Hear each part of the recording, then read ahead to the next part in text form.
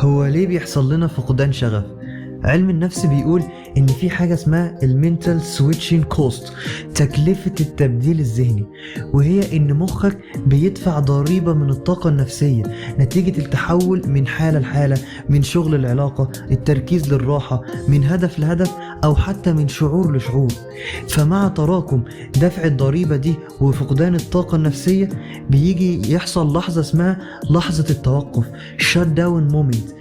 عقلك مرة واحدة بيفصل. ده مش معناه ان انت بتكره الحاجة او ما بقتش تحبها، لا، معناه ان تركيزك وعقلك فصل مرة واحدة.